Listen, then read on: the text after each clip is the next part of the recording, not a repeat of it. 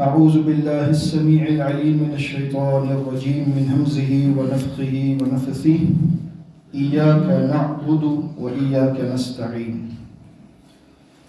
سورہ فاتحہ سے ہم نے کلام مقدس کا آغاز کیا ہے جس طرح سے اللہ رب العزت نے ہی فرمایا، اور رب العزت کی صفات پر ہم گفتگو کرتے کرتے اب سورہ فاتحہ کی اس آیت پر پہنچے ہیں جو سورہ فاتحہ کا وسط ہے، اور یہیں سے صلاۃ اللہ رب العزت نے فرمایا کہ یہ میرے اور میرے بندے کے درمیان ہے۔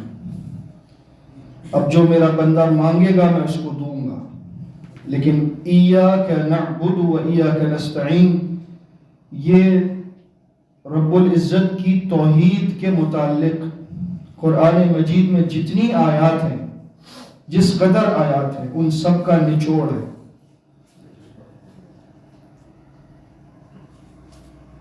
بہت سے مفسرین نے یہ بات لکھی ہے کہ قرآن مجید کا خلاصہ سورہ فاتحہ ہے، اور سورہ فاتحہ کا خلاصہ ایاک نعبد و ایاک نستعین ہے۔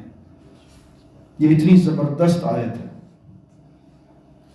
تو اس کو سمجھنا بہت ضروری ہے۔ کل ہم نے ایاک نعبد سے کچھ بات شروع کی تھی، یہاں پر آ کر یہ بھی سمجھنے کی کوشش کریں، اور قرآن مجید میں غور و فکر کرنا یہ ایمان والوں کی نشانی ہے۔ ہم بہت ساری باتوں میں غور و فکر کرتے ہیں، خبروں پر، حالات حاضرہ پر، مختلف باتوں پر، کاروبار پر، لیکن قرآن پر غور و فکر کرنے کے لیے ہمارے پاس وقت نہیں ہوتا۔ اس کے لیے وقت نکالیں۔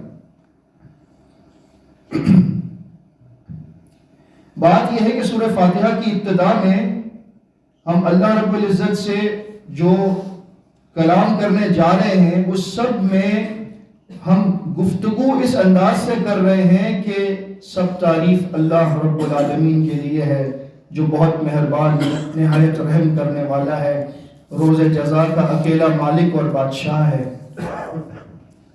لیکن اب ہم اس آیت پر پہنچ کر براہ راست رب سے مخاطب ہیں۔ ایاکا اس کا مطلب ہے مخاطب کا صیغہ ہے، ہم تیری ہی عبادت کرتے ہیں، تجھ ہی سے مدد مانگتے ہیں۔ 3 آیات میں ہم جس طرح سے بات کر رہے تھے اس میں ہم مخاطب نہیں کر رہے تھے رب العزت کو، اب 4تھی آیت میں رب نے سکھایا کہ مخاطب کر کے بات ہوگی۔ وہ کیوں؟ وجہ یہ ہے کہ تم نے رب کی تعریف کی ہے، اور جب کوئی بندہ رب کی تعریف کرتا ہے تو رب اس کو اپنے قریب کر لیتا ہے، اور جب رب اس کو قریب کر لیتا ہے تو پھر رب اس سے براہ راست گفتگو کو پسند کرتا ہے۔ اور اسی لیے اب اس آیت پر پہنچ کر جو انداز ہے خطاب کا وہ یہ ہے کہ ہم تیری ہی عبادت کرتے ہیں۔ اب اللہ رب العزت سے کلام ہے۔ عبادت پر ہم کل بات کر رہے تھے کہ عبادت کی دراصل روح جو ہے وہ اطاعت ہے، رب العزت کی اطاعت ہی دراصل اس کی عبادت ہے۔ اور اگر کوئی بندہ عبادت تو اللہ کی بظاہر کرے لیکن اللہ کے احکامات کو چھوڑ کر اطاعت غیر اللہ کی کرے تو پھر یہ اس کی عبادت میں شرک ہوگا، اور شرک اللہ کو قبول نہیں۔ یہ کائنات کا سب سے بڑا ظلم ہے، سب سے بڑا گناہ ہے۔ سورہ لقمان میں ہم پڑھتے ہیں جب لقمان علیہ السلام نے اپنے بیٹے کو وصیت کی تو اس میں ایک بات یہ بھی تھی، لا تشرک باللہ ان الشرک لظلم عظیم، اللہ کے ساتھ کبھی شرک نہ کرنا یہ کائنات کا سب سے بڑا ظلم ہے۔ ایک ظلم تو وہ ہے جو مخلوق کے ساتھ ہوتا ہے، لیکن یہ ظلم اللہ رب العزت کی ذات نے فرمایا کہ یہ سب سے بڑا ظلم ہے، کیونکہ ظلم سے مراد وہ چیز ہے وضع الشیء غیر موضعہ، کسی بھی چیز کو اس کی جگہ سے ہٹا کر رکھ دینا یہ ظلم ہے۔ لہذا رب العزت کو اس کے مقام پر جو اس نے ہمیں عطا کیا ہے کہ یہ میرا مقام ہے، مجھے سمجھو، مجھے پہچانو، وما قدر اللہ حق قدرہ، لیکن لوگوں نے قدر نہیں کی اللہ کی جیسے کرنے کا حق ہے۔ لوگوں نے اللہ کو معلوم نہیں کیا سمجھا ہے، کبھی سمجھتے ہیں کہ یہ ہماری سنتا نہیں ہے، کبھی کہتے ہیں کہ یہ بس نہ جانے کیسی کیسی باتیں کرتے ہیں رب کے بارے میں، کبھی شکوے شکایات کرتے ہیں، اس کے فیصلوں پر اعتراضات کرتے ہیں، اس کے لیے زندگی کے اندر جو ہے وہ اگر کوئی مسئلے مسائل آ جائیں تو ان کو رب کے علاوہ کوئی شکوہ کرنے کے لیے نظر ہی نہیں آتا۔ جو کوئی بھلائی ہے، اچھائی ہے، فائدہ ہے تو وہ میری طرف سے ہے، نقصان ہے تو بس وہ اللہ کی طرف سے ہے، جی میں نے کوئی خراب کام نہیں کیا، غلط کام نہیں کیا، رب نے کر دیا میرے ساتھ. نہیں، تعریف سب اللہ کی ہے. بھلائی پہنچتی ہے، فائدہ پہنچتا ہے وہ اللہ کی طرف سے، نقصان پہنچتا ہے وہ تمہاری اپنی ذات کی غلطی کی وجہ سے ہے. ہمارا مسئلہ ہی الٹ ہے، جو کہنا تھا وہ کہتے نہیں ہیں، جو نہیں کہنا تھا وہ کہتے ہیں رب کے بارے میں. ایک طبقہ وہ ہے ہمارے معاشرے کا جو کہتا تو ہے ایاک نعبد و ایاک نستعین، اپنی تقریر کے شروع میں بھی کہتے ہیں، اپنی گفتگو کے شروع میں بھی کہتے ہیں، لیکن وہ اس کو سمجھتے ہی نہیں. بس صرف ایک لفظ ہے جو کہہ دیا، آیت ہے جو پڑھ دی، اس کا مفہوم کیا ہے؟ جب مشرکین مکہ سے کہا جاتا تھا کہ تم غیر اللہ کی عبادت کرتے ہو تو وہ کیا جواب دیتے تھے؟ سورہ زمر میں ہے والذین اتخذوا من دونہ اولیاء، جو لوگ اللہ کے علاوہ دوسروں کو اپنا کارساز مددگار بناتے ہیں، جب ان سے کہا جاتا کہ تم اللہ کی عبادت کرو، ان کی عبادت نہ کرو، تو وہ کہتے ما نعبدہم الا لیقربونا الی اللہ زلفا، ہم تو بس ان کی عبادت اس حد تک کرتے ہیں کہ یہ ہمیں اللہ کے قریب پہنچا دیتے ہیں، یعنی یہ اللہ کے پاس ہمارے سفارشی ہیں.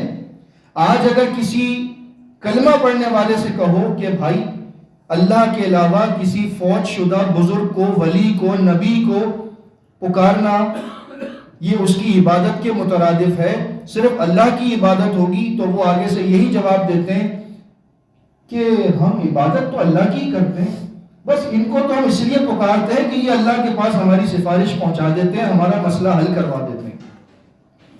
کس مقام پر اللہ نے فرمایا ہے کہ میں تمہاری نہیں سنتا، مجھے سفارشی لا کر دو؟ کس مقام پر فرمایا؟ مثال دیتے ہیں کہ بادشاہ تک پہنچنے کے لیے پہلے ہمیں جو ہے وہ اس کے مصاحب تک جانا پڑتا ہے، پھر وزیر تک لے کر جاتے ہیں، پھر بادشاہ تک رسائی ہوتی ہے. تم نے اللہ کو دنیاوی بادشاہوں کی طرح سمجھا ہے، یہی سمجھا تم نے رب کو، اس رب کو جو کہتا ہے نحن اقرب الیہ من حبل الورید، کہ میں تیری شہرت سے بھی زیادہ تیرے قریب ہوں. اور اس رب کے بارے میں ہم یہ کہتے ہیں کہ جی اس تک پہنچنے کے لیے واسطے چاہیے، سفارشی چاہیے، وسیلے چاہیے. یہ سب اللہ پر بہتان ہے. براہ راست مانگو، وہ تو الفاظ کا بھی محتاج نہیں ہے، وہ تو دل کے ارادے کو جانتا ہے، تمہارے دل میں اٹھنے والے خیالات کو جانتا ہے. ایسے رب کے بارے میں مثالیں دینا دنیا کے بادشاہوں کی، یہ بہت بڑی ناقدری ہے اللہ کی. لہٰذا اس کو پکارنے کے لیے کسی سفارشی کو درمیان میں ڈالنے کی ضرورت نہیں ہے. جن کو تم بیچ میں ڈالتے ہو وہ خود کس کو پکارتے تھے؟ وہ اللہ کو پکارتے تھے. جب وہ اللہ کو پکارتے تھے تو یہ کب فرمایا رب نے کہ میں تمہاری نہیں سنوں گا، ان کی سنتا ہوں؟ ایسی کوئی بات نہیں. لہٰذا اپنے عقیدے کی اصلاح کریں. نماز سے پہلے عقیدہ آتا ہے. نماز پڑھتے رہیں ایاک نعبد و ایاک نستعین آپ کہتے رہیں، لیکن آپ اللہ کے ساتھ دوسروں کو پکاریں تو یہ شرک ہو جائے گا. شرک کی موجودگی میں اعمال برباد ہو جاتے ہیں. اللہ کے نبی صلی اللہ علیہ وسلم کا ارشاد ہے، ابو داؤد کی حدیث ہے صحیح سند سے، الدعاء هو العبادہ، کہ دعا دراصل عبادت ہے، پکارنا ہی عبادت ہے. اور اس کے بعد سورہ مومن کی آیت کی تلاوت فرمائی، وقال ربکم ادعونی استجب لکم، کہ تمہارا رب اعلان کرتا ہے کہ مجھ سے مانگو میں تمہاری دعا قبول کروں گا. وہ اعلان کر رہا ہے کہ مجھ سے مانگو. ہم کہہ رہے ہیں کہ تجھ سے نہیں مانگ سکتے، دوسروں سے مانگنا پڑے گا. ان الذین یستکبرون عن عبادتی، اور پھر فرماتا ہے کہ جو لوگ میری عبادت سے بے اعتنائی برتتے ہیں، تکبر کرتے ہیں، جان چھڑاتے ہیں، سیدخلون جہنم داخرین، وہ ان قریب جہنم میں رسوا اور ذلیل کر کے داخل کیے جائیں گے.